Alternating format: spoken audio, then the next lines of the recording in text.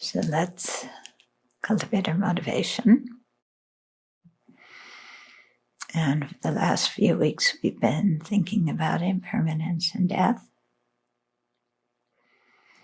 So that's always a very good antidote to calm our mind down and help us to pause and think about the situation. So it works in many kinds of situations. Sometimes we're having a difficulty with a friend and we want our friend to change. And we're pushing and pushing for them to change, and it's creating a lot of arguments. And this happens with family members too. We want a parent or a child to change in a certain way. And when we contemplate impermanence and death, it can really settle the mind, because at the time we die is getting them to change really going to be the most important thing for us. What about changing our own mind? What about calming our own mind, our own opinion factory?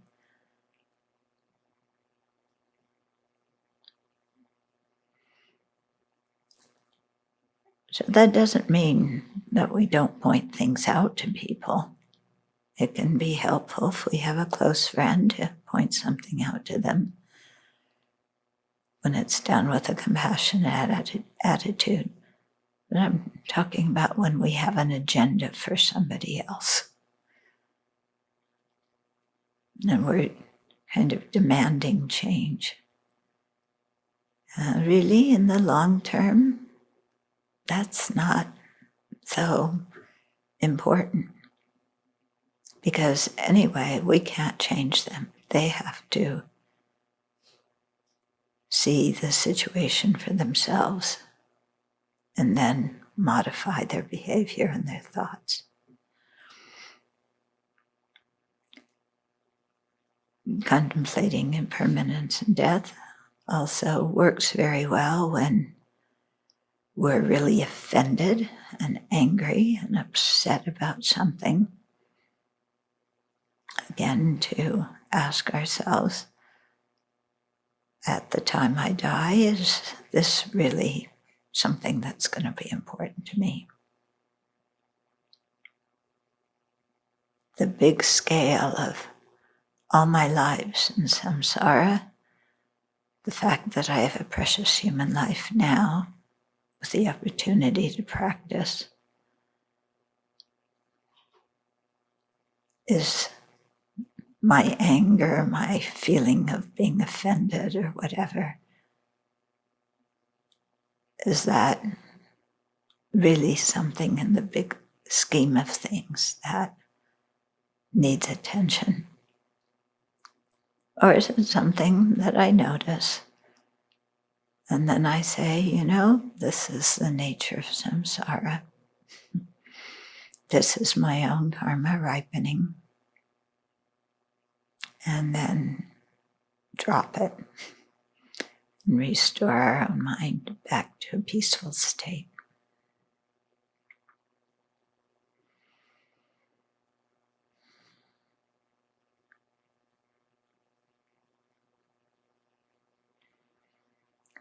So there's many more situations in which contemplating impermanence and death is useful. But maybe that is something that will give you some ideas now.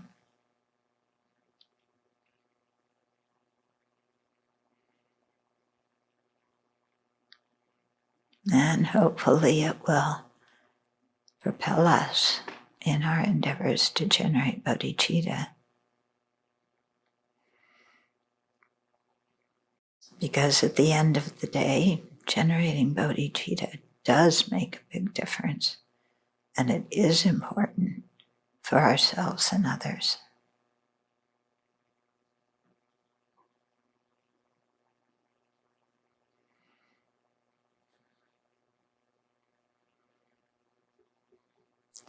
And so, as His Holiness instructed us yesterday to generate bodhicitta again and again, let's do it again and make it our motivation for sharing the evening together.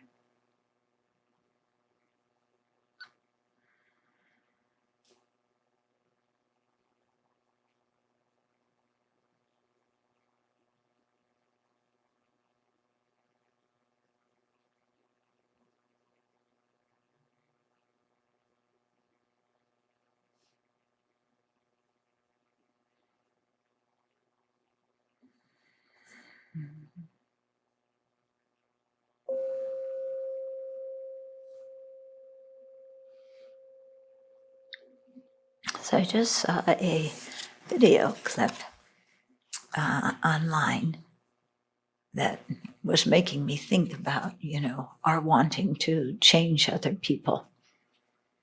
So there were two video clips. There was one by, I think his name is Godal. He's the guy in charge of the NFL.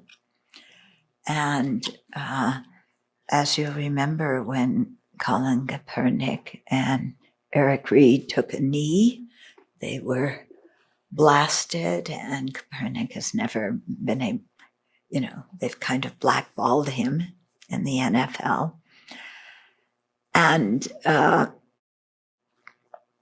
so these people who own the teams were highly critical of the black players. And of course, the dear president jumped in and said that they were disrespecting the troops and the flag and everything like that.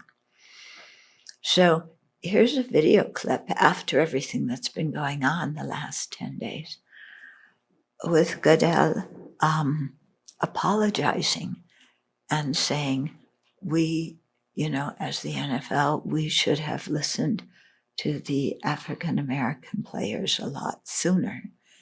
And in it, he offered condolences to the families, of course, where their relatives died. And he said, we should have listened, and we're sorry we didn't. And we really encourage people to protest now and to speak up against racism. So that's a big thing. Then the second clip was a video made by some of the NFL players. And I don't know, I think they may have made it before he said this, and maybe this was one of many things that prompted Goodell to say this. But it was this beautiful clip of the players, lots of them. I don't know, there must have been 15, 20 players in the group. And you know how they do clips with going one person after another, each person saying part of a sentence? Mm-hmm. And so they had all these guys talk about, we want the NFL to acknowledge what is happening to African Americans. And then each one of them said, the one said, I'm Trayvon Martin, one said, I'm Tamir Rice, one, I'm George Floyd, one, I'm Eric Gardner. And it went through really quickly, And it was very powerful the way they did it. And one other thing that Goodell said when he was making that statement was, without the African American players, we wouldn't have an NFL. Yeah? So this is progress. Of course, it comes painfully. It takes a long time. People can only change when the causes and conditions come together, to cause them to change their minds and open up. And that's why it's so important, I think, to be patient, and to realize that we can give people information, we can suggest, But people have to come to things themselves. And when they do, that's when it's really powerful. And I know, this guy, because he's in charge of the big guy in the NFL, what he says will have repercussions. Yeah. And, now he's saying it with some kind of wisdom, with some kind of awareness. So, yeah. So I thought that was good. And on the part of the players, that they kept at it, they spoke up. And now the real test is, are they going to give Colin Kaepernick a job, an opportunity to play again? Because he was so criticized for taking a knee. But now everybody's taking knees. There was Justin Trudeau who knelt down and took a knee. It's really getting kind of amazing. And, different people from the National Guard and so on. So, we have to wait and see what happens, and of course hope for the best. But something is changing. At the same time, what is so interesting, I'm sorry, I know you don't want me to talk about politics and current events, but this is on my mind because it is painful for me. Okay? So, they've been sending out the National Guard and the military police in DC and the regular police in New York. And of course, so much of the protests are about systemic racism and police brutality. But what we're seeing in the protests is some of the people, the police and so forth, really paying attention and listening. And we're seeing also a lot of police brutality. So there it is, the thing that the people are protesting against is being enacted again against them. So it's going to be quite interesting what happens. De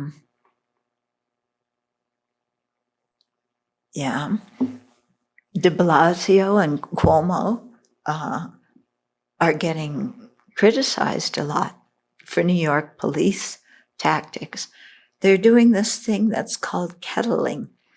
And remember I told you the other day about reading about these people who were protesting in DC, and they were trying to leave, and some police were following them, but they got to the intersection and they were cornered, and then somebody who owned a house said, "Come in here," and 100 of them went in there. Wow. But what's happening, this thing called kettling, is they're, the police or National Guard stand behind and they're pushing the crowd in one direction, but they have another group of police or National Guard coming from the other way. So they get it so that people can't leave. They've been telling people to leave, and then they actually block the exit. So they say that one reason you do this is to prevent looting. I'm not quite sure how, but what's happening is it's trapping people. And then, of course, when the police are pushing from two directions, there's a very big chance of having violence. Even the protesters want to leave. So there was this one clip of a man. He turns out he's 75 years old, and he was walking towards a whole line of police or National Guards. No, it must have been police, New York police, Special Forces police in Buffalo, New York. He was walking towards them and he started to talk to them. I don't know what he was saying. And one of the police officers shoved him. he fell flat on his back, hit his head. He's 75 years old, was unconscious with blood coming from his ear. And the police walked right past him as he was lying on the ground. So the commissioner, whoever is in charge of police in Buffalo, immediately took 2 of the officers off and put them on administrative leave without pay or something like that. And the other 57 guys in the special forces quit because they didn't like the way their 2 comrades were being treated and disciplined. Wow. Yeah. So you have that on one hand, and then you have, another clip of, there was one Black actress who was really talking to some of the National Guards guys. Come protest us, come protest. You gotta come and march with us, march with us. And the guy, he's a young guy, he's explained, well, I have orders, I have to stay here, and do something with the crowd. Otherwise, I go, but I have orders. And then finally she said, well, will you at least take a knee? And he took a knee. Wow. Yeah. So, it's so interesting when you think about karma and you think about afflictions and you think about how people want to be happy and yet create the cause for their own misery. And you think about how people can change when you least expect it. So it's,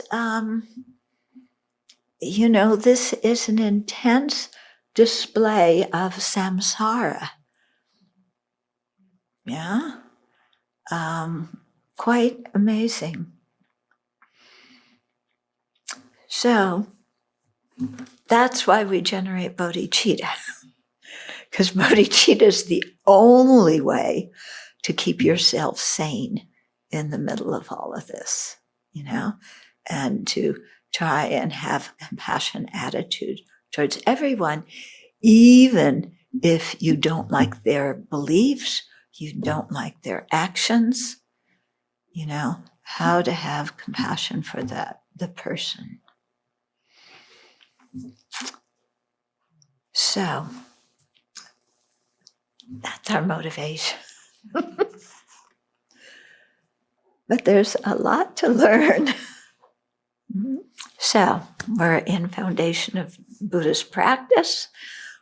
Like I said, we've been talking a lot about death and impermanence. And before that, about the 8 worldly concerns. Because at the time of death, our body, possessions, and friends and relatives aren't going to be of any benefit to us, but the Dharma will be.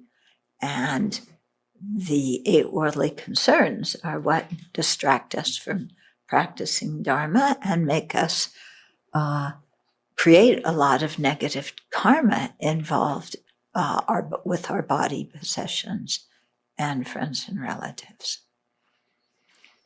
Okay, so now we're on the section on other life forms, page 213. Yeah, looking beyond this life. So, my experience at His Holiness's teachings is that he doesn't talk for a very long time about the lower realms. When he's giving a lung, an oral transmission about a text, he'll read that section, of course. I remember when he was doing the 18 Lam Rim texts, and there's a big section on it in Pabongkar Rinpoche's text.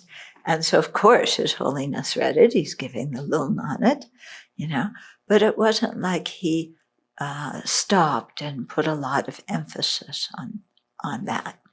Okay. But here he says, after death, the continuity of our consciousness does not stop. Although the coarse sense consciousnesses cease as we go through the death process, the extremely subtle mind continues to the next life. What kind of life will we have in our next rebirth? We don't need to ask a fortune teller. The Buddha explained that according to the law of karma and its effects, virtuous actions bring fortunate rebirths as humans or celestial beings or devas, whereas non-virtuous actions lead to unfortunate rebirths as an animal, hungry ghost, or hell being. Since none of us wants an unfortunate rebirth, it behooves us to create the causes for a good rebirth now. So, while His Holiness doesn't go through all the details of the lower realms, like it is in some texts and how some lamas emphasize it, His Holiness is really big on talking about cause and effect, if you haven't noticed. You know, he's always talking about dependent arising, you know, in all its different forms. And the first form is causal dependent. So here he's bringing it up again, you know, in the context of what kind of rebirth are we going to get? Well, you know, there's no external God who's going to send us to heaven or hell. There's no external being who makes up the rules or who creates heaven or hell. Everything comes about due to our own actions. So this also, if you'll remember Geshe Tapkela's teachings on Chapter 2 of Pramnavartika last year, how we went through all these different refutations of, you know, how karma is created and what can carry the karma and so on, and how it all boils down to cause and effect and place, you know, our actions placing seeds on our mind stream, which ripen in what we experience. And so that's the air we live in. That's the air we breathe, is that air of causal dependence. And so we're the ones who create our own future through our actions. And that's the important point to remember when we talk about other life forms. You know, I don't think it's so, you know, you can visualize the lower realms and the suffering in them and all. But the point is, how you're supposed to come out is with a renewed determination to create virtue and abandon non-virtue. That's the point of the meditation, not to frighten us, okay? But to make us aware of a possible danger so that we can counteract it before it happens. So we may wonder, we know that humans and animals exist, but do the other classes of beings actually exist? Is the description of the unfortunate states to be taken literally? Neither reasoning nor direct experience is able to establish the non-existence of these realms. Okay, so His Holiness always says, you know, you can't just say something doesn't exist because I don't see it. You have to be able to establish its non-existence. For example, by saying, if it existed in this and such a context, it would be visible, but it isn't visible, so therefore we can infer it doesn't exist. Okay, but what he's saying here is neither reasoning nor direct experience is able to establish the non-existence of these realms. Using reasoning to establish their existence is difficult, Okay. And we ordinary beings do not have the clairvoyance to determine whether such rebirths exist. In this case, we can rely on reliable scriptural quotations. Okay. So here he's making an appeal of the different kinds of valid minds to an inferential mind, and of the different kinds of inference by scriptural authority. Yeah. We can also use a type of logic that I was talking about, I think it was last week in this class or in another class I was talking about how our mind can be like the state of mind of a being in another realm. And so to me, it makes sense that that state of mind can manifest as the world you live in, you know, the karmic appearance to you according to your mental state. But that it's not just some vague karmic experience that you can identify, but when you're born there, it's as real as our human karmic experience is to us right now. Okay. Sutras in all three Buddhist canons, Pali, Chinese, and Tibetan, speak of other life forms in the universe. In the Jewel Sutra, the Ratana Sutra, one of the most well-known sutras in the Pali canon, the Buddha addresses spirits who are making trouble for the Licchavi clan. Okay?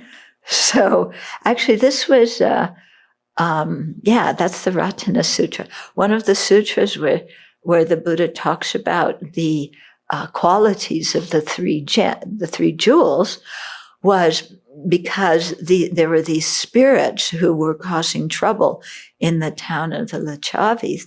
And the people there asked the Buddha to come and, please help us. So he taught this sutra that talked about the qualities of the Buddha, the Dharma, and Sangha. And by the power of teaching that sutra and the power of the virtue of the three jewels, the spirits stopped harming the people. Yeah. And so the Ratana Sutra is one of several sutras that Pali practitioners chant for auspicious reasons, or, often if they're on Pindapat and somebody gives them food, then they'll chant one of these short sutras of auspiciousness. So this is one of them. The Metta Sutra is another one. Yeah, when you generate metta, it seems like the spirits can't handle it. Yeah. I saw something very interesting one time. And of course, I don't know what actually was going on, but I had a friend who was really severely, severely depressed. And so we were talking, and I started chanting the long Chenrezig mantra. And as I was chanting it, he just started sobbing. And I got the feeling as if, maybe that he had been experiencing some spirit hindrance that then couldn't take the sound of the mantra of compassion. Yeah. And His Holiness tells the story. I don't know if it's in here or not in this chapter. When he was going somewhere and they were putting him up at a hotel, and there was one room in the hotel that people had thought was haunted, or there were spirits or some negative energy. So without telling His Holiness, they put him in that room. He's the well-respected guest, and what do? You put him in the worst room. But they did it because they thought that him staying in the room might, settle whatever energy there was in there. So he stayed in the room, and he was okay. after he left, then the people in the hotel told him what they had done and why they had done it. And they said afterwards, nobody complained about that room anymore. Okay? So it's kind of like the power of virtue that turns away harms. And they tell a story about the thought training teachings too, about one monk who was asked to come because some people were experiencing all sorts of hindrances and so on. And I guess they were expecting a puja, because when there's a puja and chanting and there's, bells and drums and deep chanting and long horns and, it's like you think something's really going to go on. Yeah. Well, this monk came and he just sat there and closed his eyes and put his Zen kind of over his head and meditated. And then afterwards, the hindrance was gone. And the people said, well, what in the world were you doing, And he was doing the taking and giving meditation. Yeah. And so somehow, some of these other life forms, they can feel what's going on. And, these are stories about spirits, but I think also about animals. There's the story of Devadatta, the Buddha's cousin, who set a wild elephant out, released a wild elephant in the hopes that the elephant will trample the Buddha and kill him because Devadatta wanted to take control over the Sangha. Yeah, so if you think you have bad relatives, look what the Buddha had to go through. So this elephant is charging at the Buddha, and the Buddha sits there and meditates on metta, on loving kindness. And by the time the elephant gets in close proximity to the Buddha, he kneels down. Yeah, so the story goes. Yeah. So it's just, yeah. Okay, the Sutra of the Fools and the Wise Men. Okay, I know this sutra is, it's in the Pali tradition, and there's, I think, another version in the Tibetan tradition. Speaks of rebirth as hell, animal, and deva, or celestial beings. And the Sutta of the Divine Messengers describes hell beings in detail. So it's talking about different kinds of living beings throughout the Pali canon, and of course in the Tibetan and Chinese canons as well. But if you have difficulty accepting spiritual quotations, I recommend remaining undecided yet open-minded. Yeah? You don't need to come out and say this is a bunch of hogwash or a bunch of stuff designed to frighten people. Just kind of leave it on the back burner, but be open-minded and continue to study and practice the Buddha's teachings, implementing what is useful in your life and leaving the rest aside for the time being. However, if you say, I don't believe that other realms exist, consider the I that states this. Is that I omniscient? Is whatever that I thinks always accurate? This is a very good technique for any strong opinion we hold or any judgment we hold, about certain people, about our interpretation of a situation, about other people's motives, to stop and ask ourselves, that I that really believes this, is it omniscient? Yeah. Is it always accurate? That brings some humility to the situation. Personally speaking, although I do not take the descriptions of the hellish states in the treasury of knowledge literally, I believe the possibility that such states exist is real. From my own experience, I know that when the mind is disciplined and its positive qualities enhanced, having special experiences is possible. Similarly, when the mind is undisciplined and obscured by negative tendencies, suffering and problems occur. By seeing the interrelationship of the mind and our experiences, I have an inkling that other life forms, both those in pure lands and hellish states, exist. Okay, there he is, causal dependence. In some cultures, people accept the existence of spirits and hungry ghosts, and some people even report seeing them. Although this is not generally the case in the West, some Westerners talk about UFOs and report being visited by beings from outer space. I remember one time talking to somebody. I was leading a retreat at Tushita, and she came to talk to me. And she was talking about UFOs landing and those beings coming and talking to her and the whole thing, you know.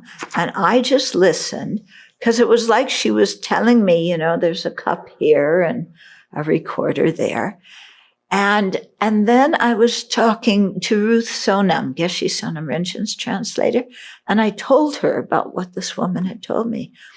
And Ruth's comment was, maybe this is, you know, in ancient times, people talked about spirits. Maybe in modern times, this is how they talk about beings that they can't identify in any other way, you know, as UFOs. And I know recently in the paper, they've been releasing some kind of, I don't know, stuff from military things, because I can't read it, it's the screens, you know, where they've detected objects in the sky and they don't know what they are. Okay. But anyway, I don't know this, I don't know that, but, you know, for sure, what I do know, or what I believe very strongly, is that this earth is not the only place where life exists. The universe is too big, and planet Earth is too small for this to be the only place where there's sentient life. Yeah. And it, you know, they're always looking to see if there's water in other places, because water means there's the possibility of life. But there may be places where people don't need water to stay alive. Why do, you know, our bodies need water, but somebody's karma could create a body, you know, that doesn't look anything like ours and doesn't depend on water. So we don't know. Okay.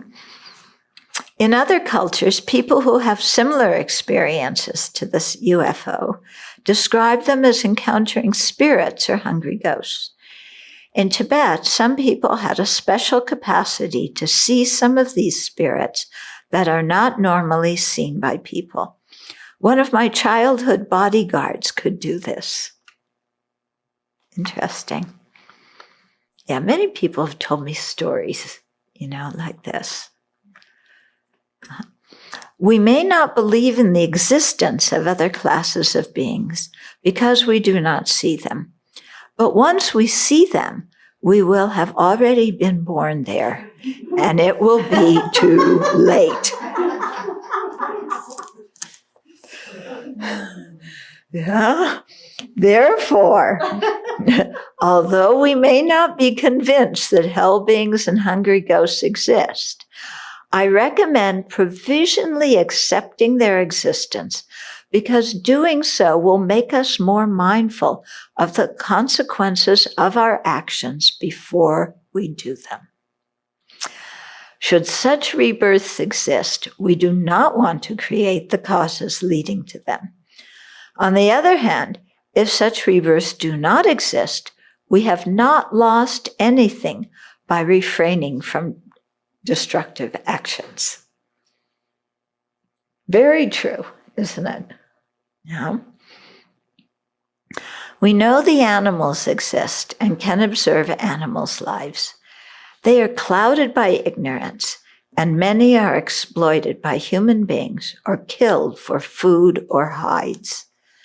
And we see that now, not only slaughtering animals to feed them to human beings, but now during the pandemic when they can't get the meat to market, just slaughtering the animals because they don't want to feed them because that costs money. Domestic pets may have comfortable lives, but they are incapable of studying, thinking about, and meditating on the Dharma. If we try to teach our pet cats the value of abandoning killing, they cannot understand at all. True.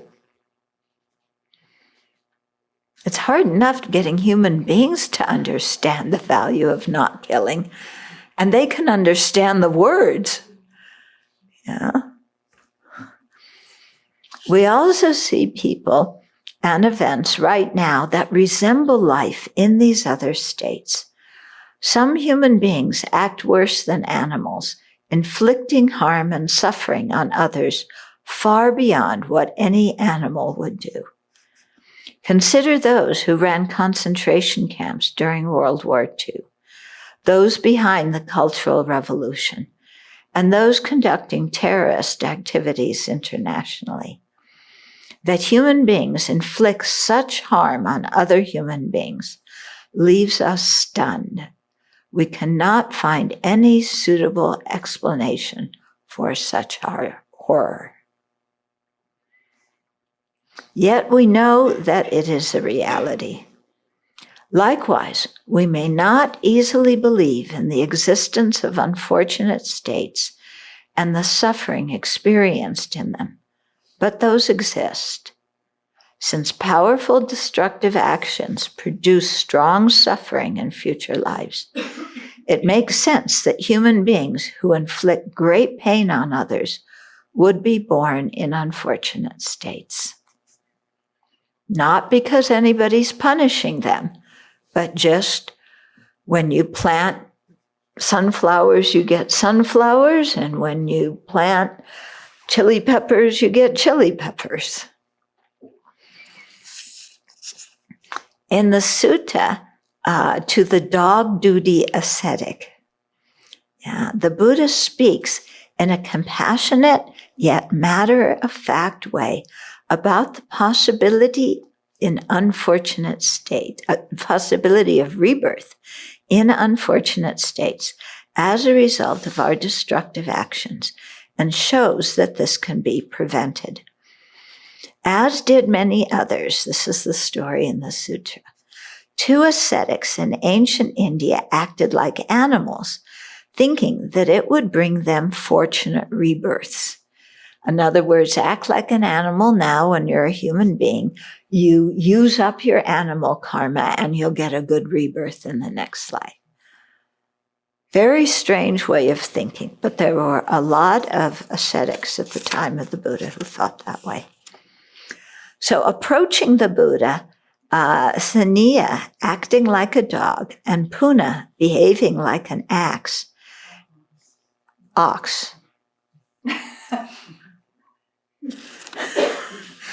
asked him what their future lives would be.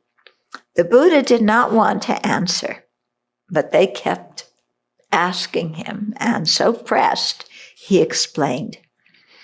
Here, someone develops the ox duty, the ox habit, the ox mind. This is what Puna was doing. the ox behavior fully and uninterruptedly. Having done so on the dissolution of the body after death, he reappears in the company of oxen. But if he has such a view as this, by this virtue or observance or asceticism or holy life, I shall become a great god or some lesser god, that is a wrong view in his case. Because, he's not creating the proper cause. Now there are two destinations for one with wrong view. I say Hela or the animal state. So if his ox duty succeeds, it will lead him to the company of oxen.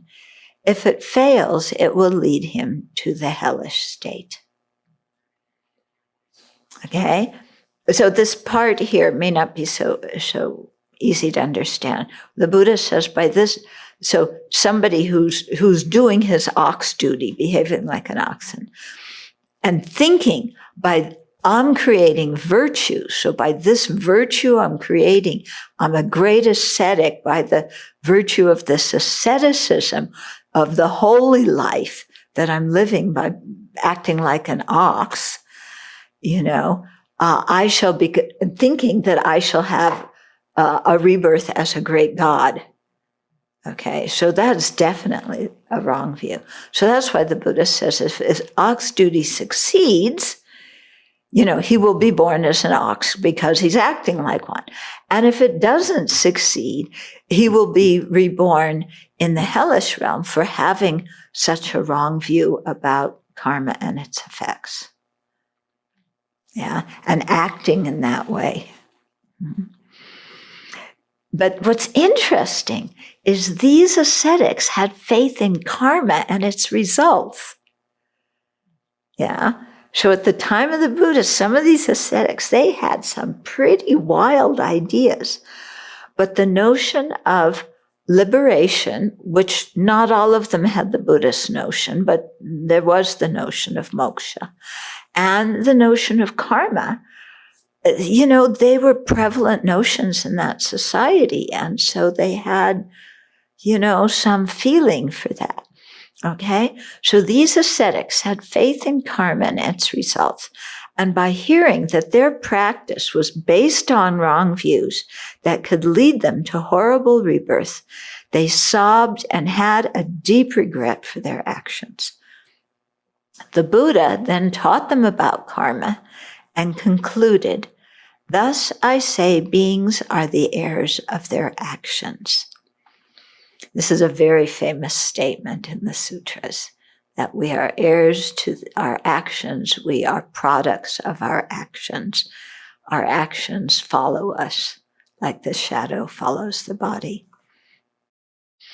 So both Saniya and Puna became the Buddha's disciples, and by meditating with strong determination, Saniya became an arhat in that life. Beats being a dog. How fortunate he was to meet the Buddha, and not just meeting the Buddha, he was open to listening. I'm sure many other people would have said, "Oh, I don't believe what you're saying." But he met the Buddha, he was open to listening, and then he applied the teachings, and he got the good result of arhatship.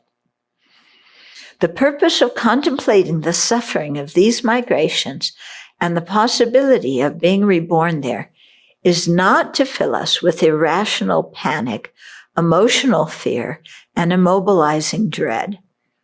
Rather, it impels us to practice so that we will not create the causes for such rebirth and will direct our energy in a positive direction instead. If we are born as a hell being, hungry ghost, or animal, will we be able to endure their sufferings? Karuna? What do you think? She's fast asleep. Yeah, we may think ignorance is bliss, but in this case, it's not. Okay. Unpleasant as it may be, contemplating such topics is essential because we can act to prevent these types of rebirth. If we do not think about them and consequently do nothing to prevent them, once we are born in those unfortunate states, very little can be done to ease the suffering.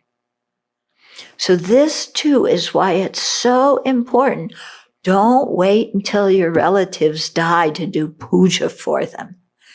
Teach them about virtue while they're alive.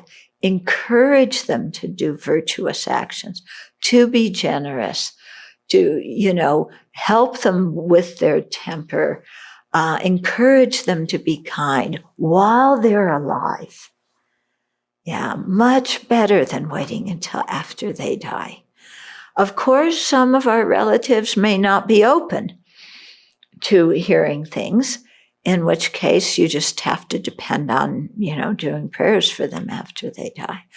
But, give it a try and just, not in a preachy way at all, but when there's, causes that they can give to, ways they can be charitable, encourage them to be generous. Yeah, if they're angry and there's something you can say that may help them see the situation differently, say that and, help them calm down. Thinking that unfortunate migrations are in some faraway place and have nothing to do with us is unwise. None of us knows when we will die. And as ordinary beings without spiritual realizations, we have no guarantee that we will not take birth in one of those unfortunate states. Looking carefully at the actions we have done throughout our lives, we see there is a real possibility that we will face an unfortunate rebirth, one where there is not only great misery, but also no opportunity to meet the Dharma. So which is worse? Being born in a state of great misery or being born in a state where there's no possibility of meeting the Dharma? And what about having both of them together? Very difficult. Yeah.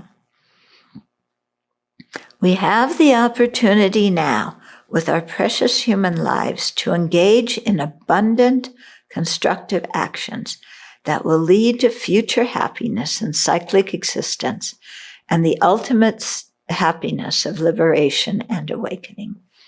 Please keep this in mind and let it motivate you to live with wisdom and compassion now. Reflect on impermanence and death, and make a strong determination to overcome the 8 worldly concerns that would impede you from doing this.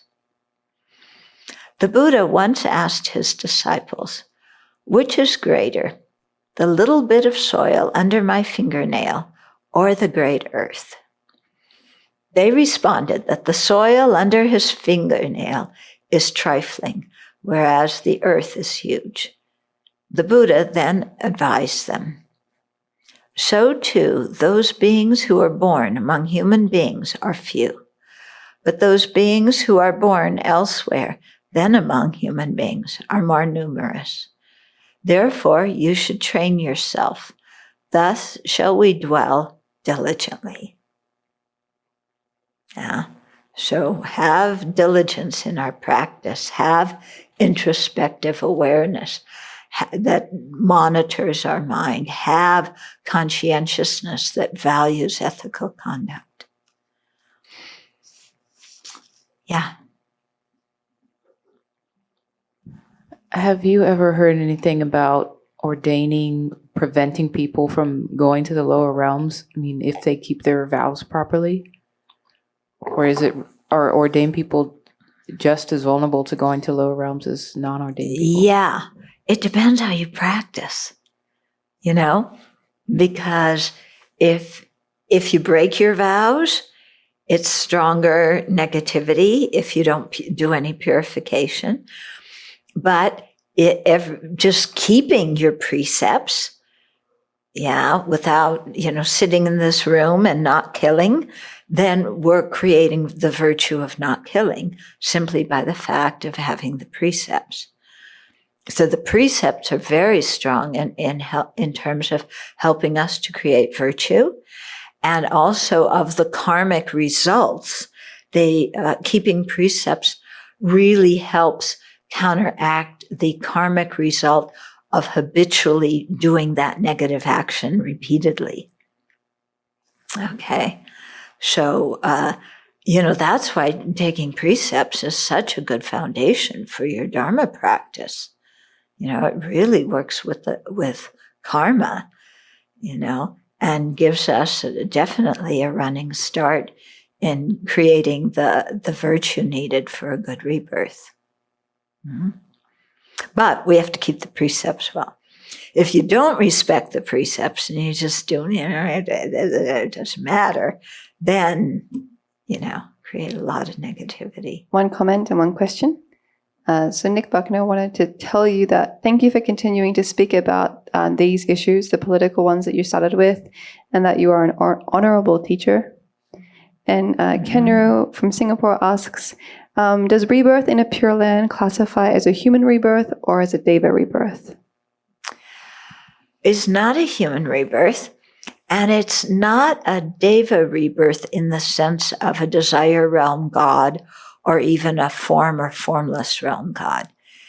It's a rebirth where you're not born under the influence of afflictions and karma, but you're not free from afflictions and karma either. And you're not free of samsara. Here I'm talking about Amitabha's Pure Land. There's many different kinds of Pure Lands, but I know Kenru pretty well. I think he's probably talking about Sukhavati. Yeah. Yeah.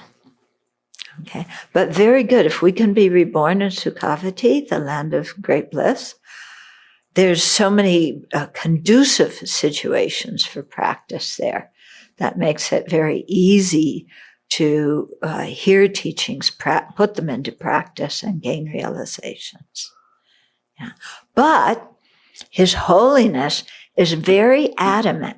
We should not pray to be reborn in the Sukhavati because we don't want to be reborn in a lower realm. Okay? He says, just thinking about yourself and not wanting to experience suffering yourself is not the suitable motivation for being reborn in Sukhavati.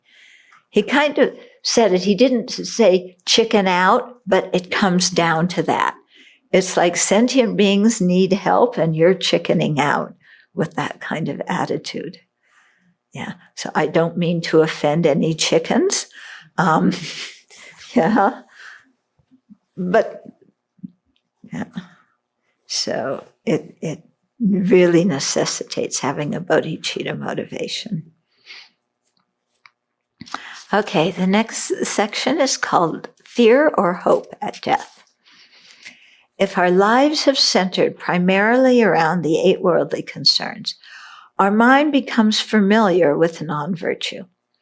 While dying, attachment to self arises, and wanting security and not suffering, we cling to what is familiar, our body, mind, and so forth.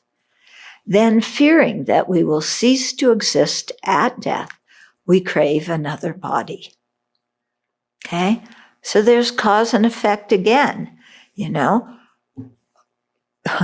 We're familiar with grasping at the self, so it just appears at death time, If we're familiar with the 8 worldly concerns and non-virtue, that kind of stuff is going to arise at the time of death. Yeah, so craving another body because there's great fear that I'm going to cease to exist. Yeah, so what's going to keep me from non-existence? Having a body. And so then we get another thing like this again. a flesh and blood body that is going to get old and sick and die. Yeah. And that's because we wanted it. Okay, so we got it again. Yeah. Now, of course, we can say a precious human life is very advantageous for practicing the Dharma, and that's very true. But we should really, see the disadvantages of taking rebirth in any samsaric body. Yeah. Yeah. As someone once told me, thinking about going through adolescence and teenage years again makes me want to renounce samsara. Yeah. Okay. In contrast to this panicked fear, if while we are alive we generate a wise fear of death, we will be able to set our priorities wisely and make our lives meaningful. The wise fear is aware of the danger of destructive karma ripening at the time of death and propelling us to an unfortunate rebirth. Okay, that kind of wise fear, yeah, it's another example of wise fear is when you merge on the highway. Yeah, when you're merging on a 4-lane highway and people are going 65, 70 miles an hour, do you just drive straight on, just figuring, whatever happens, happens? No, you are aware of the danger. You're not in panicked fear, except the first few times when you're merging on the highway, when you're learning to drive. Yeah, remember that? How scary that is. Like, oh. Okay, so maybe those times there's panic fear. But after you get used to it, you're aware of the dangers, so you pay attention. So that's what when they talk about being afraid of lower rebirth, it's not the panicked fear. It means aware of danger. Okay? Because when we're aware of danger, then we take care, we are diligent, we are mindful, we prevent, exacerbating the situation or creating the causes for suffering. Okay, the wise fear is aware of the danger of destructive karma ripening at the time of death and propelling us to an unfortunate rebirth. It sharpens our mindfulness, motivates us to practice virtue, and enables us to prevent that danger. This fear, in quotes, is similar to the mental state when we merge our car into highway traffic. Aware of the possibility of having an accident, we are cautious, which prevents an accident. Okay, wise fear inspires us to set clear priorities so that we make our life meaningful and do not waste it on unimportant activities. Our life becomes very vibrant and vital as we live each moment fully, aware that the only time we can practice the Dharma is now. So instead of getting lost in all sorts of future plans, I'm going to go here and do this retreat, I'm going to study that, I'm going to, you're in one retreat planning 5 years ahead for all the retreats and courses, and meanwhile you're not meditating in the retreat that you're in. How many of us have done that? Okay, the only time we can practice the Dharma is now. Due to practicing diligently, we will be free of fear and regret at the time of death. As the great yogi Milarepa said, "In horror of death, I took to the mountains. Again and again, I meditated on the uncertainty of the hour of death. Capturing the fortress of the deathless, unending nature of mind. Now all fear of death is over and done." So by developing a wisdom fear of death that motivated him to practice. He realized the deathless, unending nature of mind. And through having that realization, now all fear of death and lower rebirth is gone because he no longer is creating the cause for them. Upon seeing a stray horse and an empty chariot, the Buddha's disciple, Mahanama, noted that his mindfulness of the three jewels became muddled.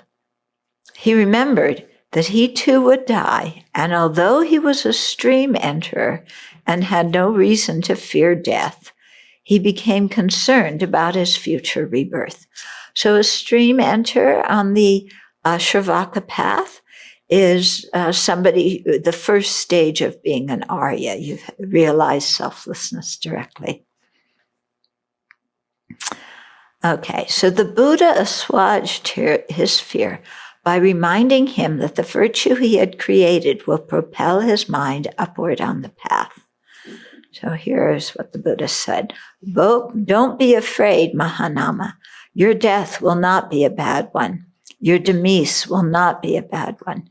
When a person's mind has been fortified over a long time by faith, ethical conduct, learning, generosity, and wisdom, right here, his body may be destroyed, but his mind, which has been fortified over a long time by faith, ethical conduct, learning, generosity, and wisdom, that goes upward, goes to distinction.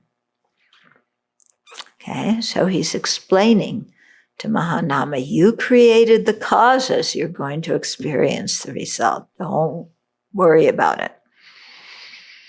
Death is a normal part of life, something that we must face as long as we are in cyclic existence.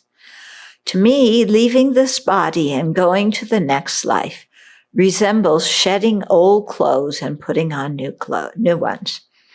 For practitioners who have trained their minds well while alive, the experience of death can be profound and transformative. Our present body feels solid, heavy, and burdensome.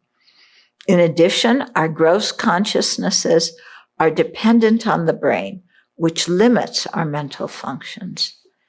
When our mind separates from the body, it is freer and can be utilized more effectively if we are well trained. Practitioners with very deep meditative experience can control their death and the process of rebirth. Although these people are rare, they show us the potential of mind.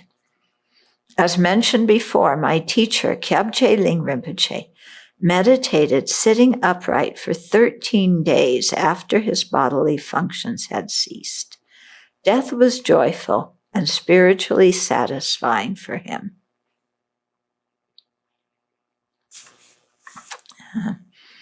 Highest Yoga Tantra includes a meditation in which death, bardo, or the intermediate state between one life and the next, and rebirth are taken as the path to the truth body, enjoyment body, and emanation body of a Buddha. In the generation stage, this is done by imagination. By working with the subtlest wind and mind during the completion stage, these three Buddha bodies can be actualized. In my daily practice, I do this meditation at least 6 times a day to prepare for death, making my mind very familiar with the natural process of death. However, if I was in an airplane that is going down, I don't know how I would feel. I am curious to discover how much of what I am currently practicing I will be able to implement at the time of death. I have no doubt that the force of serious training during life, complemented by pure ethical conduct, bodhicitta, and some understanding of emptiness, will be beneficial at that time.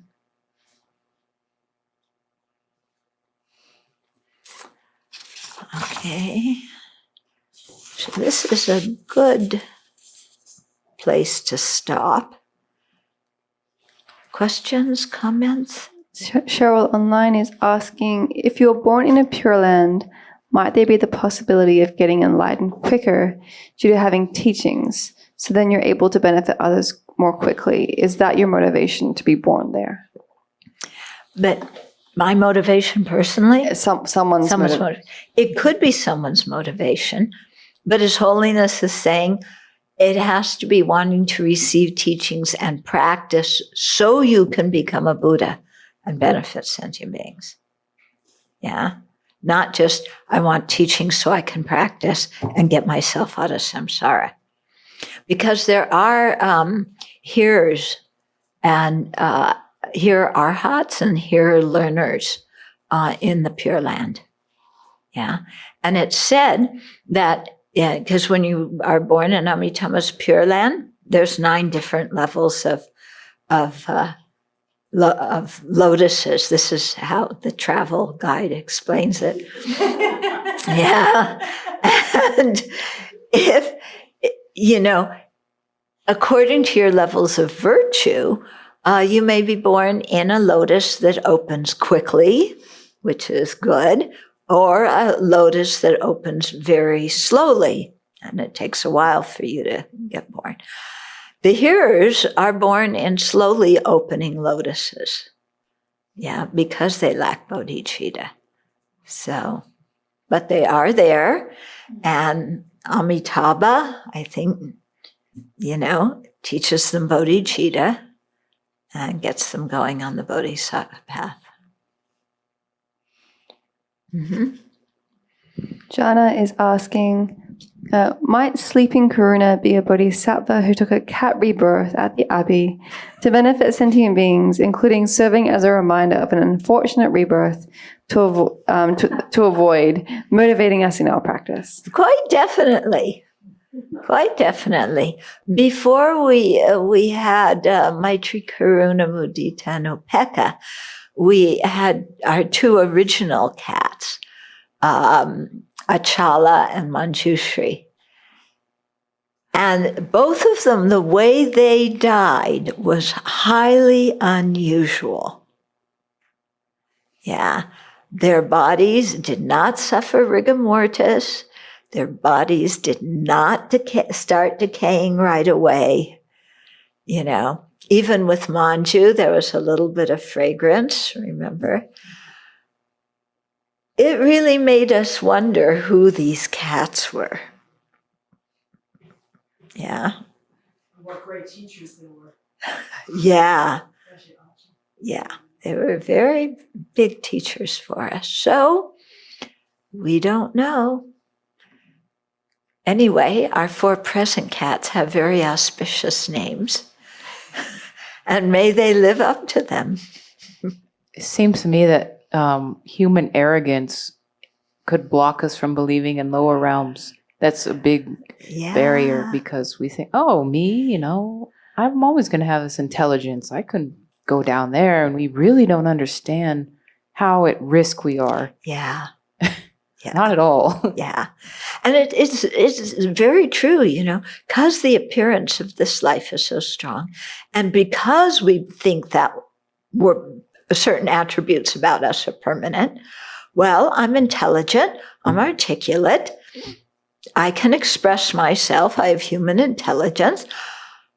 How can I ever go into being a cat, or a gopher, or a wasp? How can that ever happen? But think of what happens when, have you ever been really sick with a fever and been delirious? Yeah. And things appear to you and you're fully conscious and aware. But these things appear quite real, and you react to them as if they're real. Yeah. Or think of times when you've been so exhausted and you really can't think straight. Or think of people who who were brilliant in their younger years and then get Alzheimer's or Parkinson's or who knows what that affects them cognitively. It's not like our cognitive abilities are always guaranteed to remain at the level they're at now. Yeah. As those of us who keep forgetting names realize, I always wonder, why is it that names is one of the first things that so many people have trouble remembering names. I'm one of them. But why is that one of the things that you forget first? Someone else asks, is it correct that bodhisattvas go to Pureland but don't achieve enlightenment until they liberate those suffering in samsara, so that even with good karma, they have to dwell in the lower realms? No. Okay. If bodhisattvas could never become fully awakened until they liberated all sentient beings, then the Buddha would never have become a Buddha. And none of the Buddhas would have ever become fully awakened. Okay. But they are. So the thing is, and this is there's a quotation that sometimes is really misunderstood, because bodhisattvas may pray to stay in samsara until all beings are liberated. That's the kind of unshakable aspiration that we've been talking about, that, may I go to the lower realms for the benefit of one sentient being. Yeah. You say that. But it's something that you say that helps increase and strengthen and make your compassion very firm. Okay. But that doesn't mean that before you become Buddha, you have to go to the hell realms, or before you become Buddha, you have to liberate all sentient beings. Okay. If a bodhisattva, depending on the level of bodhisattva, goes to the hell realms, okay, probably, I would think it's probably going to be Arya bodhisattvas that choose to go to the hell realms, because Arya bodhisattvas they have power over where they're reborn. They can direct their mind to rebirth in a certain environment if they know that they have karmic connection to sentient beings there, and that those sentient beings are receptive to their influence. Yeah. But these Arya bodhisattvas, when they're born in the lower realms, they don't experience the same suffering that the beings who are born there experience when they're born because of karma and afflictions. Okay, they have a very different kind of experience. Does that answer the question as you understand it? The sutra that was quoted about the person who had realized emptiness but was worried about his death. Mm-hmm. Then later in the reading coming up, there's also, I think, something like this where the future after death is talked about. And I went and read that sutra, and it has these same 5 characteristics. I think they were listed there as faith, ethics, learning, something or other, and wisdom. Yeah, I think it's concentration, generosity and wisdom. Yeah. And I been thinking about that, like even in that one, but more so in the other one, like, would it be like the wisdom of ethics?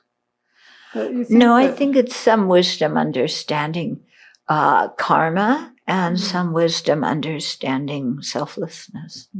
Maybe not a full realization, but some kind of.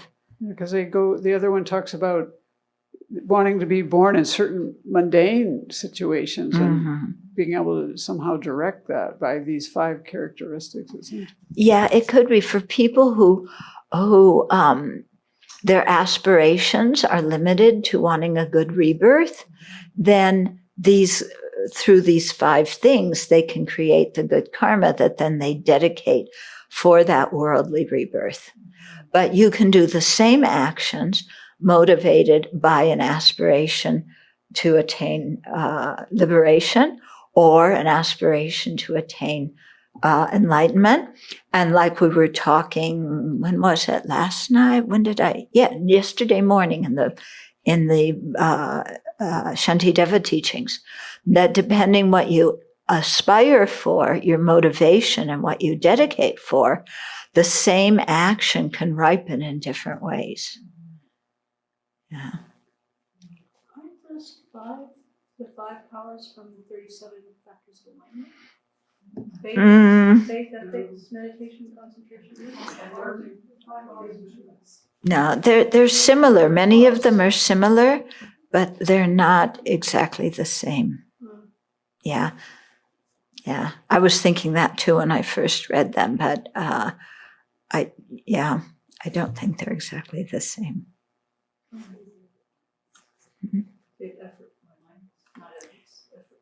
Yeah, you have effort and you have concentration, I think, in the five powers. Okay, so we'll stop here.